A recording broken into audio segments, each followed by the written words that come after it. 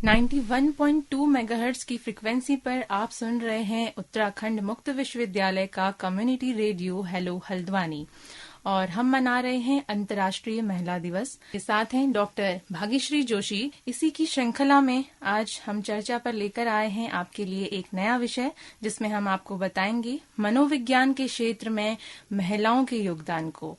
भले ही कोई भी क्षेत्र रहा हो, महिलाओं का जो योगदान है उसको हर जगह नजरअंदाज किया गया है। हर क्षेत्र की भांति मनोविज्ञान के इतिहास में भी महिला मनोवैज्ञानिकों को अपनी जगह बनाने के लिए काफी संघर्ष करना पड़ा। परंतु यदि आज हम महिलाएं एक मुकाम पर पहुंची हैं, तो हमारा एक कर्तव्य बनता है कि हम उन महिलाओं को सामने लेकर आएं जिन्होंने काफी संघर्ष किए, और हम आज जिस स्थिति में पहुंचे हैं कहीं न कहीं ये उनके संघर्ष की वजह से ही हो पाया है। तो मनोविज्ञान के शुरुआती दौर में अगर देखा जाए तो जब 18वीं शताब्दी का जो अंतिम दशक थे और 19वीं शताब्दी के जो प्रथम दशक थे, उसमें यूएसए में हर 10 में से एक महिला मनोवैज्ञानिक थी। परंतु आज की जो स्थिति है उसमें जो मनोविज्ञान का क्षेत्र है वो फीमेल डोमिनेटेड माना जा सकता है। तो काफी अंतर देखने को हमें मिला है, लेकिन कहीं ना कहीं महिलाओं के योगदान को नजरअंदाज तो किया ही गया है। इसको हम इस बात से समझ सकते हैं कि यदि आज भी अगर आप एक मनोविज्ञान के विद्यार्थी से ही क्यों ना 10 मनोवैज्ञानिकों के नाम भी पूछते हैं, तो शायद वो 10 में से 7 मनोवैज्ञानिक आपको जो पुरुष मनोवैज्ञानिक हैं उनके नाम ही बता पाएगा। ऐसा शायद इसलिए भी है क्योंकि पुस्तकों में भी जो महिला मनोवैज्ञानिक हैं उनके योगदान को बहुत ज्यादा हाईलाइट नहीं किया गया है। परंतु महिलाओं ने काफी संघर्ष किया। शुरुआती दौर में अपनी पीएचडी की थीसिस को पूरा कंप्लीट कर लेने के बावजूद भी ऐसी स्थिति होती थी कि वो सिर्फ एक रिक्वायरमेंट नहीं पूरी कर पाती थी, जो थी पुरुष होना। यानी कि पुरुष नहीं थी, इस वजह से उनको डॉक्टरेट की उपाधि नहीं मिल पाई थी, भले ही उन्होंने सारी रिक्वायरमेंट पीएचडी की पूरी कर ली थी। तो महिलाओं ने इस बात को हमेशा सिद्ध किया है कि पंखों से नहीं हौसलों से उड़ान होती है, और शायद इसी की वजह से हम आज यहाँ तक पहुंचे हुए हैं। तो विश्व स्तर की अगर हम बात करते हैं तो मार्गरेट वॉशबर्न जो थी वो प्रथम महिला थी जिन्हें मनोविज्ञान में डॉक्टरेट की उपाधि मिली थी, और 1984 में उनको यह उपाधि मिली थी। वो टिचनर नाम के जो प्रसिद्ध मनोवैज्ञानिक थे उनकी शिष्या रही थी। लेकिन उस समय विवाहित महिलाओं को कोविड इंस्टीट्यूट्स में पढ़ाने की अनुमति नहीं थी। लेकिन वॉशबर्न का हौसला देखिए, उन्होंने विवाह ही नहीं किया। उन्होंने कहा कि नहीं, मुझे पढ़ाना है, तो इस वजह से मैं पढ़ाई करूंगी, पढ़ाऊंगी, लेकिन मैं विवाह नहीं करूंगी। और उन्होंने अपना जो करियर है उसको चुना और महिला छात्राओं को उन्होंने प्रोत्साहित किया आगे बढ़ने के लिए। और भारत के क्षेत्र में हम बात करें तो शारदा मेनन नाम की एक मनोचिकित्सक रही हैं, जो प्रथम मनोचिकित्सक रही भारत में, महिला मनोचिकित्सक रही भारत में। और उन्होंने मद्रास मेडिकल कॉलेज से अपनी मेडिकल की पढ़ाई पूरी की। उसके बाद निमहैंस जो इंस्टीट्यूट है, national institute of mental health and neuro sciences, वहां से उन्होंने मनोचिकित्सा का प्रशिक्षण लिया तथा 1984 में उन्होंने स्किजोफ्रेनिया रिसर्च फाउंडेशन, जिसको स्कार्फ के नाम से भी जाना जाता है, इसकी स्थापना की। और सबसे बड़ी अच्छा जो उन्होंने काम किया वो यह था कि सरकारी अस्पतालों में उन्होंने मनोरोगियों के लिए एक आउट पेशेंट वार्ड की मांग करी और उनका होना हर अस्पताल में उन्होंने सुनिश्चित किया।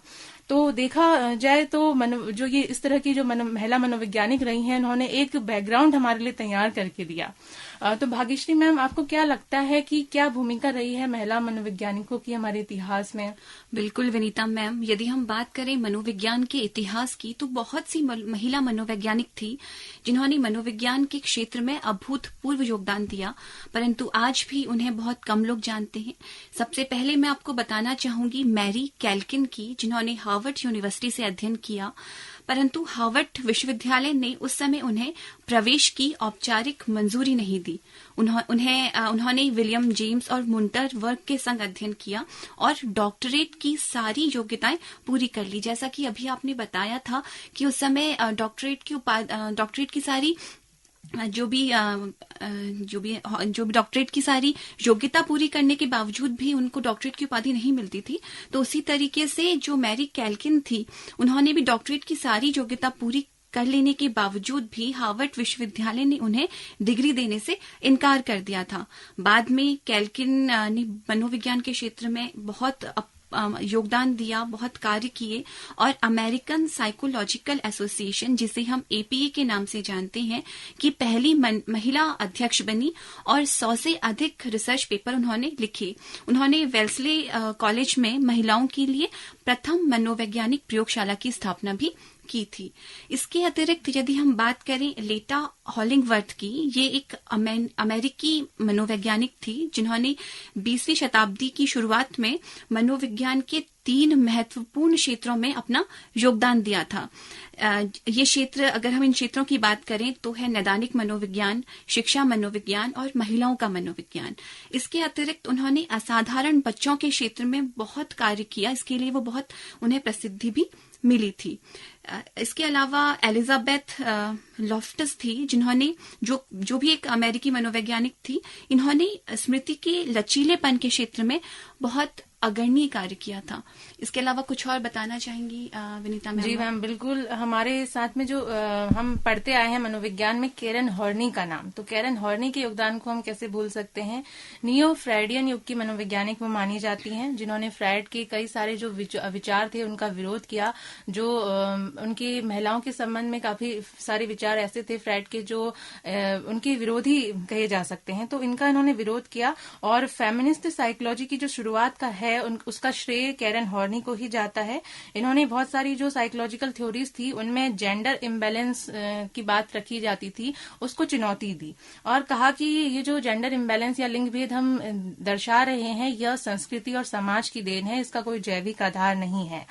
तो इसी तरह से क्रिस्टीन लैड फ्रैंकलिन थी। फ्रैंकलिन ने काफी काम किया है। छोटी सी उम्र से ही उन्होंने मनोविज्ञान के क्षेत्र में एक महिला लीडर के रूप में काम किया, क्योंकि उनकी जो माता जी थी वो महिलाओं के अधिकारों के लिए लड़ रही थी। और इन्होंने टिचनर, जो प्रसिद्ध मनोवैज्ञानिक थे जिनकी एक लैब थी, साइकोलॉजिकल लैब थी, उनका इन्होंने विरोध किया, क्योंकि टिचनर क्या करते थे, वो महिलाओं को अपनी लैब में प्रवेश नहीं देते थे, यानी कोई भी महिला उनके लैब में कार्य नहीं कर सकती थी। तो इसका इन्होंने विरोध किया। लेकिन फ्रैंकलिन जो थी वो काफी विभिन्न विषयों की में मतलब अपनी योग्यता रखती थी, तो उन्होंने मैथमेटिक्स में काफी वर्ष पहले अपनी पीएचडी की जो थीसिस थी वो जॉन हॉपकिंस में उसका पूरा कार्य कर लिया था। वो उन्होंने एक तरीके से कॉलेज को प्रेजेंट कर दी थी, परंतु जॉन हॉपकिंस उस समय महिलाओं को पीएचडी नहीं देता था, इसलिए फ्रैंकलिन को पूरे 44 वर्ष लग गए थे। 44 वर्षों बाद उनको अपनी पीएचडी की जो डॉक्टरेट उपाधि है वो उनको अवार्ड की गई। तो ये काफी संघर्ष का काल था। गिब्सन नाम की मनोवैज्ञानिक थी जिन्होंने प्रत्यक्षण के क्षेत्र में काफी अच्छा कार्य किया है। विजुअल क्लिफ का जो हम एक्सपेरिमेंट पढ़ते हैं परसेप्शन के क्षेत्र में, वो गिब्सन के द्वारा किया गया था। इसके अलावा मेलिन क्लिन थी, ब्रिजेस थी, जिन्होंने डेवलपमेंटल साइकोलॉजी के क्षेत्र में, इमोशनल डेवलपमेंट के क्षेत्र में काफी कार्य किया। बच्चों में इमोशंस का डेवलपमेंट हर स्टेज में कैसे होता है, इसकी उन्होंने बहुत अच्छी एक थ्योरी हमें दी है।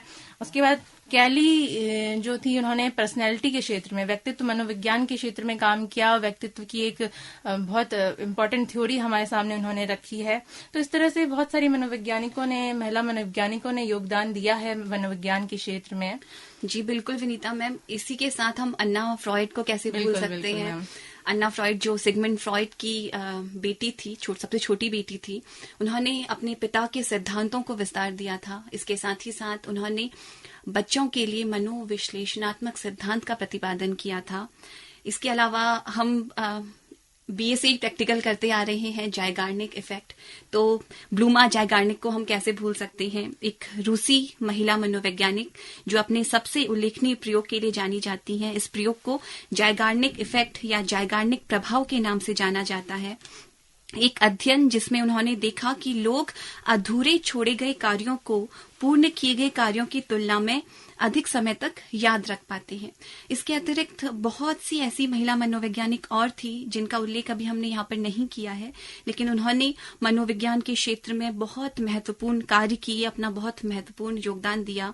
चाहे मनोविज्ञान हो या साहित्य, विज्ञान हो या कला, महिलाओं ने हर तरफ अपने कार्यों से अमिट छाप छोड़ी है। अपने परिवार, समाज, देश व विश्व के लिए वो हमेशा से ही प्रेरणा बनकर उभरी हैं। तो आज भी सभी महिलाओं को चाहिए कि इन महिलाओं से प्रेरणा लेते हुए वे आगे बढ़ें और अपने अपने क्षेत्र में, जिस क्षेत्र में वे हैं उस क्षेत्र में कार्य करें। इसके अलावा सबसे महत्वपूर्ण बात ये है कि जब हमारे अंदर कुछ करने का जज्बा होता है, कुछ करने की लगन होती है, कुछ करने की इच्छा होती है, तो कोई भी ऐसी ताकत नहीं है जो हमें रोक सकती है। एक नदी जब अपने वेग से बहती है तो उसके सामने चाहे कितने ही पत्थर क्यों ना आ जाएं, वो पत्थर उसके रास्ते को नहीं रोक सकते। वो उनको किनारे करते हुए अपने गंतव्य की ओर को बढ़ती चली जाती है। तो इसी की तरह उस नदी का उदाहरण लेते हुए भी प्रत्येक महिला को चाहिए कि अपने गंतव्य की तरफ बढ़ें और अपने गंतव्य को हासिल करने का जज्बा रखें। जयशंकर प्रसाद जी की कुछ पंक्तियों के साथ मैं और विनीता अपनी वाणी को विराम देना चाहेंगे कि नारी तुम केवल श्रद्धा हो, विश्वास रजत नभ पग में तल में, पीयूष स्रोत सी बहा करो जीवन के सुंदर समतल में।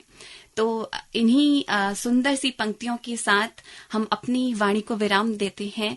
जुड़े रहिए उत्तराखंड मुक्त विश्वविद्यालय के कम्युनिटी रेडियो हेलो हल्द्वानी के साथ।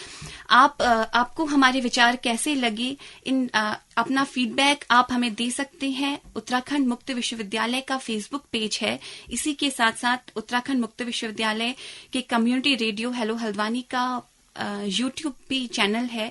तो जरूर अपना फीडबैक दीजिए कि आपको हमारा ये प्रोग्राम कैसा लगा, और जुड़े रहिए उत्तराखंड मुक्त विश्वविद्यालय के कम्युनिटी रेडियो हेलो हल्द्वानी के संग। धन्यवाद। धन्यवाद।